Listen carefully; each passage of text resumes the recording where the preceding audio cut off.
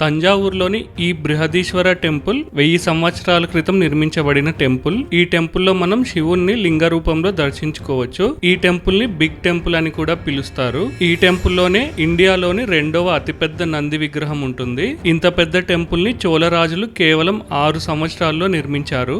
ఈ టెంపుల్ గోపురం నీడ నేలపైన పడదు అని చెప్తుంటారు. ఇంకా ఈ అద్భుతమైన టెంపుల్ కి సంబంధించిన మరెన్నో విషయాలతో పాటు అన్ని విజువల్స్ ని మనం ఈ వీడియోలో చూద్దాము. ఇదే బృహదీశ్వర ఆలయము. మెయిన్ రోడ్ కి పక్కనే ఉంటుంది. Temple opposite side vehicle parking ఉంటుంది. నేనైతే ఎర్లీ మార్నింగే ఇక్కడికి వచ్చాను. టైం 6:20 అయ్యింది. అందుకే ఇంకా లైటింగ్ సరిగా లేదు. ఈ టెంపుల్ టైమింగ్స్ వచ్చేసి 6 AM to 12:30 PM, తర్వాత 4 PM to 8:30 PM. ఇక్కడ చూస్తున్నారు కదా పెద్ద వాల్. యూజువల్ గా టెంపుల్ వాల్స్ కి ఎక్కడ గన్స్ కానీ ఫిరంగులు కానీ పెట్టుకోవడానికి హోల్స్ ఉండవు. కానీ ఈ టెంపుల్ వాల్స్ కి ప్రొటెక్షన్ కోసం హోల్స్ ఉంటాయి. ఎందుకంటే అప్పట్లో ఇది చోళరాజుల రాజధాని. అందుకే ఈ టెంపుల్ మీద కూడా అటాక్ జరుగుతాయని సెక్యూరిటీ కోసం ఇలా నిర్మించారు. మనకు ఎదురుగా కనిపించేది ఫస్ట్ ఎంట్రన్స్ గేట్. దీన్ని 300 years బ్యాక్ నిర్మించారు. ఈ ఎంట్రన్స్ గేట్ ని మరాఠా గేట్ అని పిలుస్తారు. దీన్ని తంజావూరు సిటీని చివరిగా పరిపాలించిన మరాఠా రాజైన సర్బోజీ పాలనలో నిర్మించారు. ఈ గోపురాన్ని 300 years బ్యాక్ నిర్మించినా కూడా దీని డిజైన్ 1000 సంవత్సరాల క్రితం నిర్మించిన ఈ టెంపుల్ కి రిలేటెడ్ గా ఉంటుంది. సేమ్ ఓల్డ్ కన్స్ట్రక్షన్ ప్యాటర్న్ నే ఫాలో అయ్యారు. అందుకే మనకు అన్ని గోపురాలు ఒకేలా కనిపిస్తాయి. ఈ ఆలయానికి ముందు 3 ప్రవేశ ద్వారాలు ఉన్నాయి. అలాగే అన్ని శివుని టెంపుల్స్ లో లాగానే ఇక్కడ కూడా ద్వారం పక్కనే వినాయకుడు అలాగే కుమారస్వామి మందిరాలు ఉన్నాయి. ఇక టెంపుల్లోకి వెళ్దాం. నేనైతే 6:20 నుండి 8:40 వరకు ఈ టెంపుల్లోనే ఉండి అన్ని విజువల్స్ కవర్ చేశాను. సో వీడియోని ఎండ్ వరకు చూడండి. ఈ మరాఠా ద్వారం దాటగానే మనం 2వ గోపురాన్ని చూడొచ్చు. ఈ గోపురాన్ని కేరళ తకన్ గోపురం అని పిలుస్తారు. ఈ గోపురాన్ని చోళరాజులు కేరళ చెరరాజులపైన యుద్ధంలో గెలుపుకి జ్ఞాపకంగా నిర్మించారు. ఇదైతే చిన్న ప్రాంగణమే.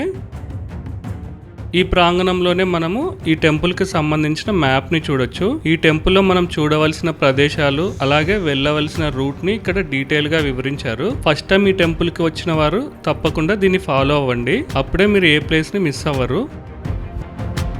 ఈ మ్యాప్ పక్కనే తంజావూరు సిటీ ఇంకా చోళరాజుల గురించి హిస్టరీ ఉంది. అలాగే ఈ టెంపుల్ గురించి కూడా కొంత ఇన్ఫర్మేషన్ ఇక్కడ ఉంటుంది. ఈ టెంపుల్ ప్రవేశ ద్వారాలన్నీ మనం రెగ్యులర్ గా చూసే టెంపుల్ గోపురాల్లాగా కాకుండా కొంచెం డిఫరెంట్ గా ఉంటాయి. హైట్ తక్కువగా ఉండి సైజ్ పెద్దగా ఉంటాయి. మనం రెఫరెన్స్ తీసుకోవాలంటే ఏనుగులను రెఫరెన్స్ తీసుకోవచ్చు. ఇలాగ ఈ టెంపుల్లో అన్ని కొంచెం పెద్ద పెద్ద సైజ్ లో ఉంటాయి అన్నమాట. అందుకే దీన్ని బిగ్ టెంపుల్ అని కూడా పిలుస్తారు. ఇదంతా 2వ ప్రాంగణం. అలాగే ఎదురుగా కనిపించేదే మొదటి గోపురం. ఈ గోపురాన్ని రాజరాజ గోపురం అని పిలుస్తారు. ఈ ద్వారం దాటాక రైట్ సైడ్ లో క్లాక్ రూమ్ అలాగే చెప్పల్ స్టాండ్ ఉంటాయి. చెప్పల్స్ కి అయితే 5 రూపీస్ ఛార్జ్ చేస్తున్నారు. బ్యాగ్స్ కి అయితే 20 రూపీస్ ఛార్జ్ చేస్తున్నారు. ఇది కేరళ గోపురం లోపల వ్యూ. ఈ తంజావూరు సిటీ చోళరాజుల రాజధాని. అలాగే పల్లవుల రాజధాని వచ్చేసి కాంచీపురము, పాండ్యుల రాజధాని మదురై, నాయక రాజుల రాజధాని తిరుచిరపల్లి. పల్లవ రాజులు అలాగే నాయక రాజుల మాతృభాష తెలుగు, చోళరాజులు పాండ్యరాజుల మాతృభాష తమిళ్. వీరంతా కలిసి కొన్ని వందల సంవత్సరాలు మన సౌత్ ఇండియాని రూల్ చేశారు. వీరి తర్వాత చివరిగా సౌత్ ఇండియాని రూల్ చేసింది మరాఠా రాజులు. ఈ టెంపుల్ ని 1004వ సంవత్సరం నుండి 1010 మధ్యలో నిర్మించారు. ఈ టెంపుల్ నిర్మాణానికి టోటల్ గా 130,000 టన్నుల గ్రానైట్ ని యూజ్ చేశారంట. ఈ టెంపుల్ నిర్మాణానికి యూజ్ చేసిన ఈ గ్రానైట్ స్టోన్ ని తంజావూరుకి 60 కిలోమీటర్ దూరంలో ఉండే పుదుకొట్టై అనే విలేజ్ నుండి తెప్పించారంట. అంత దూరం నుంచి ఈ స్టోన్స్ ని తెప్పించడానికి సుమారు 12,000 ఏనుగులను, 5,000 గుర్రాలను అలాగే 50,000 మంది కార్మికులు పనిచేశారంట. అంత మ్యాన్ పవర్ యూజ్ చేశారు కనుక ఈ టెంపుల్ ని కేవలం 6 సంవత్సరంలో నిర్మించగలిగారు. ఈ మొదటి గోపురం ప్రవేశ ద్వారం ఇరువైపులా చాలా పెద్ద ద్వారపాలకుల శిల్పాలు ఉంటాయి. ఇలాంటి పెద్ద ద్వారపాలకుల శిల్పాలు ఈ టెంపుల్లో 9 ప్లేసెస్ లో టోటల్ గా 18 శిల్పాలు ఉంటాయి. చూస్తున్నారు కదా ద్వారపాలకుల శిల్పాలు ఎంత పెద్దగా ఉన్నాయో. వీటన్నింటినీ సింగిల్ స్టోన్ పైన మలిచారు. ఈ ద్వారపాలకుల శిల్పాల కింద పురాణాలకు సంబంధించిన కొన్ని ఘట్టాలని మలిచారు.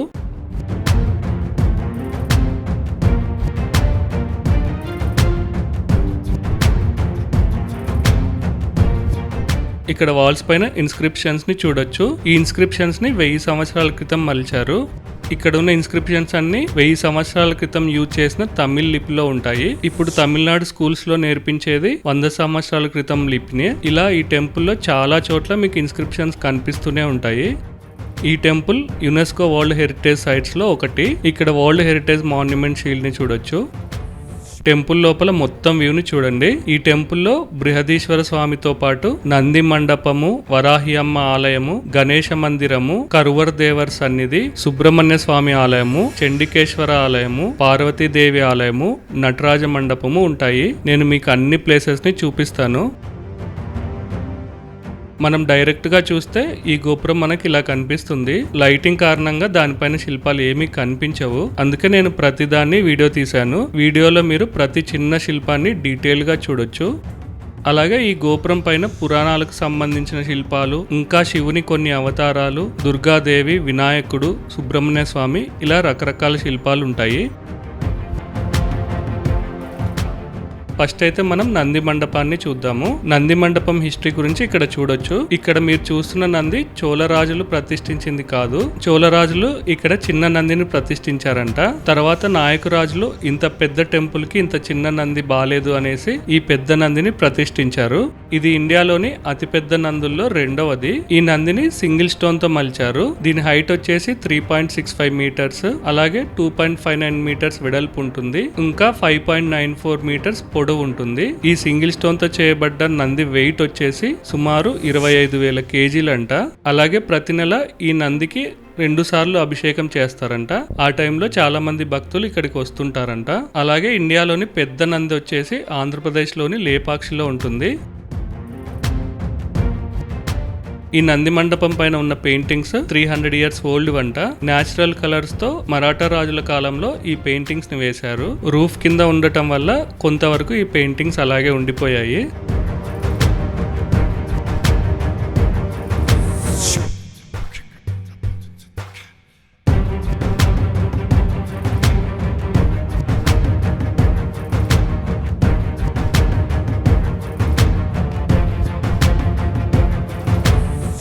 ఈ నంది మండపం పిల్లర్ మీద మీరు నాయకరాజును చూడొచ్చు. మండపం బయట ఉన్న పిల్లర్ పైన ఉన్నది పాండ్యరాజు. ఈ నంది మండపం ముందరే ధ్వజస్తంభం ఉంటుంది. ఈ నంది మండపం పై నుండి ఒకసారి టెంపుల్ వ్యూను చూడండి. 216 అడుగులు ఎత్తుగా ఉండే ఈ గర్భగుడి గోపురాన్ని 13 అంతస్తులుగా నిర్మించారు. ఈ గోపురం కన్స్ట్రక్షన్ ని మొత్తం ఇంటర్లాకింగ్ టెక్నిక్ ని యూజ్ చేసి నిర్మించారు. అలాగే ఈ గోపురం పైన 80 టన్నుల విమాన గోపురాన్ని ఉంచారు. అంత వెయిట్ ఉన్న దాన్ని గోపురం డ్యామేజ్ కాకుండా అక్కడికి ఎలా తీసుకువెళ్లారు అన్న దానికి ఒక్కొక్కరు ఒక థియరీ చెప్తుంటారు. ఫస్ట్ మనము ఈ టెంపుల్లోని చిన్న ఆలయాలను దర్శించుకుందాము. లాస్ట్ లో మనం మెయిన్ బృహదీశ్వర స్వామిని దర్శించుకుందాం. ఈ టెంపుల్ నిర్మాణాన్ని ద్రవిడ అలాగే చోళ ఆర్కిటెక్చర్ పద్ధతిలో నిర్మించారు. మనం చూసే అన్ని టెంపుల్స్ లో ఎంట్రన్స్ గోపురం పెద్దగా ఉంటుంది, గర్భగుడి గోపురం చిన్నగా ఉంటుంది. కానీ ఈ టెంపుల్లో మాత్రం ఎంట్రన్స్ గోపురం చిన్నగా ఉంటుంది, అలాగే గర్భగుడి గోపురం చాలా పెద్దగా ఉంటుంది. ఇదే చోళ ఆర్కిటెక్చర్ స్టైల్. నంది మండపం తర్వాత మనం దర్శించుకోవాల్సింది వరాహి అమ్మ ఆలయము. ఇదే ఆ ఆలయము. చిన్న టెంపులే, కానీ లోపల వీడియో అలో లేదు. చాలా మంది మిస్ అవుతుంటారు. ఫస్ట్ టైం వెళ్లే వాళ్ళు మాత్రం తప్పకుండా దర్శించుకోండి. ఇదంతా సౌత్ వరండా, అలాగే సౌత్ మండపం అని అంటారు. ఈ మండపంలో కొన్ని శిల్పాలను అలాగే కొన్ని ధ్వంసమైన పిల్లర్స్ ని డిస్ప్లే లాగా ఉంచారు.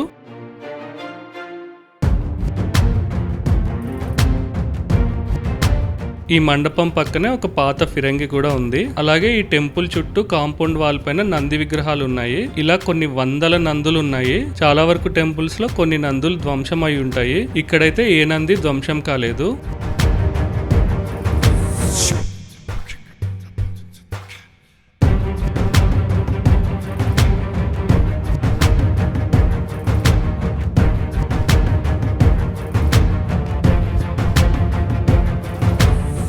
ఈ టెంపుల్ గర్భగుడి గోపురం చుట్టూ 108 శివుని అవతారాలతో శిల్పాలను మలిచారంట. ఇక్కడ వాల్ పైన ఉన్నది రాజరాజ చోళ విగ్రహాలు. తనే ఈ టెంపుల్ ని నిర్మించింది. తన అసలు పేరు అరుణ్మోజీ తేవర్. ఈ పేరును మనం పొన్నియిన్ సెల్వన్ మూవీలో వినుంటాము. ఈ గర్భాలయం వాల్ పైన కూడా చాలా నేమ్స్ ని మలిచారు. ఈ టెంపుల్ కన్స్ట్రక్షన్ లో పాలు పంచుకున్న ప్రతి ఒక్కరి పేరు ఈ చోళరాజులు ఈ వాల్స్ పైన మలిపించారు. ఇదే మెయిన్ టెంపుల్ సైడ్ వ్యూ. మనం దర్శనం అయ్యాక ఇక్కడ నుండే బయటికి వస్తాము. చాలా మంది నా తర్వాత వచ్చిన వాళ్ళు కూడా దర్శనం చేసుకుని వెళ్ళిపోయారు. నేను మాత్రం వీడియోస్ తీసుకుంటూ ఇంకా సగం ప్లేస్ ని కూడా కవర్ చేయలేదు. ఈ ఎగ్జిట్ లో కూడా మీరు ద్వారపాలకుల శిల్పాలను చూడొచ్చు. ఈ టెంపుల్ ని ఎలాంటి ఫౌండేషన్ లేకుండా డైరెక్ట్ గా నేలపైన నిర్మించారంట. అలాగే ఈ టెంపుల్ ని నిర్మించి 1000 సంవత్సరాలు దాటినా కూడా ఎలాంటి డ్యామేజెస్ జరగలేదు. ఈ టెంపుల్ కన్స్ట్రక్షన్ కి ఎలాంటి సిమెంట్ కానీ సున్నపు రాయిని కానీ యూజ్ చేయలేదు. ఈ టెంపుల్ ని మొత్తం ఇంటర్లాకింగ్ సిస్టమ్ తో నిర్మించారు. అంటే కన్స్ట్రక్షన్ లో యూజ్ చేసిన ప్రతి స్టోన్ దాని చుట్టూ ఉన్న స్టోన్స్ తో ఇంటర్లాక్ అయ్యి వాటి సపోర్ట్ తో ఇలా కదలకుండా ఉంటాయి. మనం కర్ణాటకలో చూసిన బేలూరు చెన్నకేశవ టెంపుల్ ని కూడా ఇలాంటి ఇంటర్లాకింగ్ సిస్టమ్ తోనే నిర్మించారు.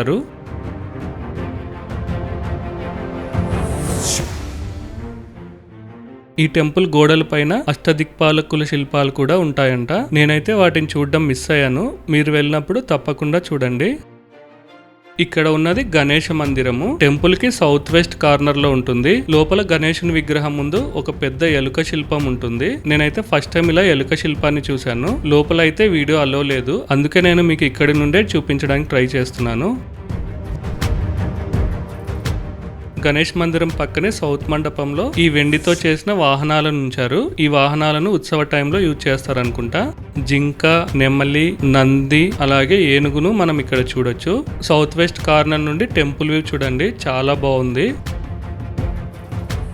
ఈ వెస్ట్ మండపం నుండి నార్త్ మండపం వరకు మొత్తం శివలింగాల్ని ప్రతిష్ఠించారు. టోటల్ గా 252 శివలింగాలు ఉంటాయి. అలాగే ఈ శివలింగాల బ్యాక్ సైడ్ వాల్స్ పైన పెయింటింగ్స్ ని మీరు చూడొచ్చు.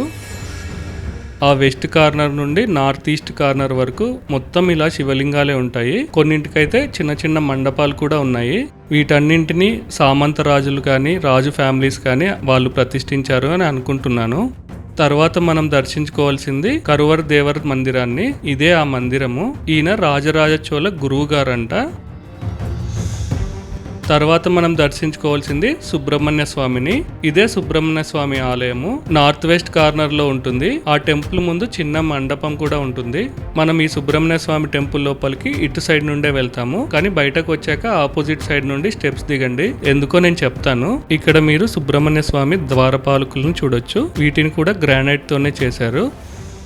మీకు చెప్పాను కదా ఆపోజిట్ సైడ్ లో స్టెప్స్ దిగమని. ఎందుకన్నది మీకు ఇప్పుడు చూపిస్తాను. గర్భాలయం సైడ్ లో మనం మహిషాసుర మర్దిని దర్శించుకోవచ్చు.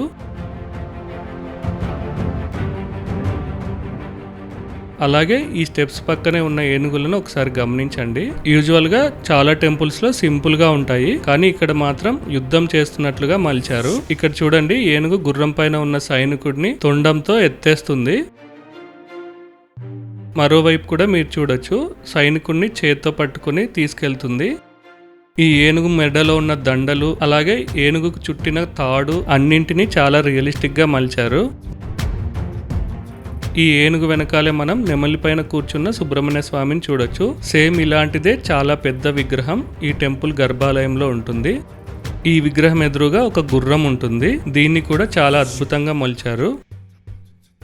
అలాగే చాలా వీడియోస్ లో మనం చూస్తుంటాము ఈ టెంపుల్ షాడో మిస్టరీ గురించి. ఆ వీడియోస్ లో ఈ గర్భాలయం గోపురం నీడ నేలపైన పడదు అని చెప్తుంటారు, కానీ అది నిజం కాదు. మనం ఇప్పుడు ఉన్నది ఈ గర్భాలయం నీడలోనే. చాలా పెద్ద గోపురం కావటం వల్ల ఈ కార్నర్ మొత్తం షాడో కవర్ అయింది. దానికి కూడా ఒక స్టోరీ ఉంది. ఈ టెంపుల్ కన్స్ట్రక్షన్ తర్వాత రాజు ఈ టెంపుల్ ఆర్కిటెక్చర్ ని పిలిచి ఈ టెంపుల్ ఫ్యూచర్ లో పడిపోయే ఛాన్స్ ఉందా అని అడిగితే తను ఈ నీడ కూడా పడదు అన్నట్లు సమాధానం చెప్పాడంట. దాన్నే వీళ్ళు ఇలా నీడ కూడా పడదు అనేసి మార్చి చెప్తున్నారు. ఇదే చండికేశ్వర ఆలయం. ఈ చండికేశ్వరుడు శివునికి పరమ భక్తుడంట. ఆ భక్తి వల్ల శివుడు తనకి ఒక వరం ఇచ్చాడు. ఆ వరం ఏంటంటే శివుడు భోజనం చేశాక మిగిలిన పదార్థాలన్నిటినీ తినే అర్హత ఈ చండికేశ్వరుడికి ఒక్కడికి మాత్రమే ఉంటుంది. ఇది శివుని గర్భాలయం నుండి బయటకు వచ్చే అభిషేకం నీటి కోసం ఏర్పాటు చేసిన తొట్టి. చూస్తున్నారు కదా ఎంత పెద్దగా ఉందో. గర్భాలయంలో ఉన్న శివలింగాన్ని సైజుకి తగ్గట్టుగా ఈ తొట్టిని మలిచారు. ఇది ఈ గర్భాలయం మరోవైపు ఎగ్జిట్. ఇక్కడ కూడా మీరు ద్వారపాలకులను చూడొచ్చు. ఒక్కొక్క చోట ఒక్కొక్క భంగిమలో వీటిని మలిచారు. ఇప్పుడు భక్తులు ఎక్కువగా లేకపోవటం వల్ల ఒక సైడ్ నుండే బయటకు పంపిస్తున్నారు. కానీ ఫెస్టివల్ సీజన్లో దర్శనం అయ్యాక 2 వైపుల నుండి బయటకు పంపిస్తుంటారు. తర్వాత ఈ ప్రాంగణంలోని నార్త్ ఈస్ట్ కార్నర్లో నటరాజ మండపం ఉంటుంది. ఈ మండపంలో నటరాజస్వామి కంచు విగ్రహాన్ని దర్శించుకోవచ్చు. చూస్తున్నారు కదా, చాలా మండపాలకు ఎవరు భక్తులు రావట్లేదన్నమాట. కానీ నేనైతే మాత్రం ప్రతి ప్లేస్కి తిరిగి అన్నీ మీకు చూపిస్తున్నాను. చివరిగా మనం దర్శించుకోవాల్సింది నంది మండపం పక్కనే ఉన్న పార్వతీ అమ్మవారిని. ఈ మండపం హైట్ తక్కువగా ఉన్నా కానీ పిల్లర్స్ మాత్రం చాలా అద్భుతంగా మలిచారు. ఈ గర్భాలయంలో కూడా రూఫ్ పైన కొన్ని పెయింటింగ్స్ ఉంటాయి. నేను వీడియో తీయడం మర్చిపోయాను, మీరు వెళ్ళినప్పుడు తప్పకుండా చూడండి. గర్భాలయంలో అయితే వీడియోస్ అలో లేదు. గర్భాలయ ద్వారం పక్కన ఇరువైపులా మనం ఈ శిల్పాలను చూడొచ్చు. మనమైతే ఈ ప్రాంగణంలో చూడవలసిన అన్ని చిన్న మందిరాలని దర్శించుకున్నాము. ఇక శివుణ్ణి దర్శించుకుందాము. మనం స్టెప్స్ ఎక్కి పైకి వెళ్ళగానే ఇక్కడ కూడా ద్వారానికి ఇరువైపులా ద్వారపాలకుల శిల్పాలు ఉంటాయి. అలాగే పార్వతీదేవి, సుబ్రహ్మణ్య స్వామి, వినాయకుడిని కూడా మనం ఇక్కడ దర్శించుకోవచ్చు. ఇక్కడ నేను వీడియోస్ తీస్తున్నా కానీ గుడి పంతులు ఏమీ అనలేదు, అందుకే నేను వీడియోస్ తీయడం కంటిన్యూ చేశాను.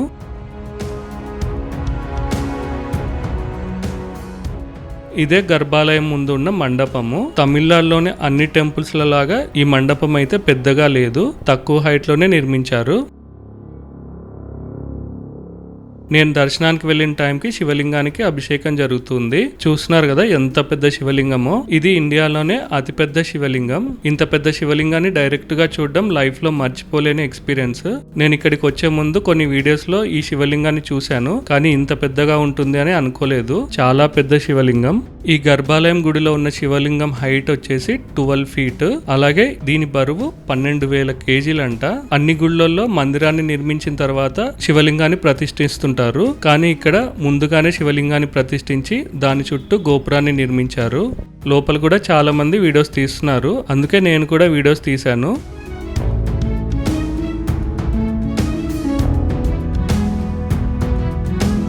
మీరు గర్భాలయంలో పంతులు గారిని గమనించినట్లయితే తను ఒక ఎత్తైన ప్లాట్ఫామ్ పై నుండి అభిషేకం చేస్తున్నారు. పసుపు, పాలు అలాగే నీటితో చాలా సార్లు అభిషేకం చేశారు.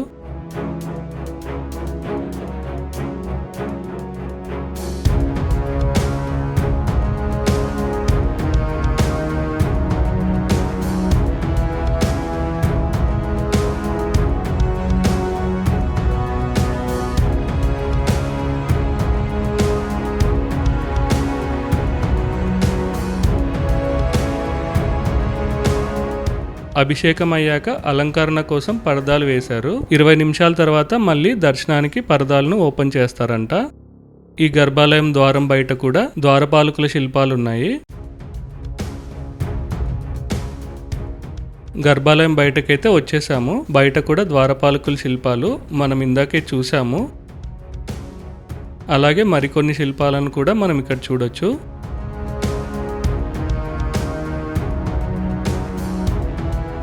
చూస్తున్నారు కదా, ఇక్కడ కూడా చాలా పేర్లను మలిచారు.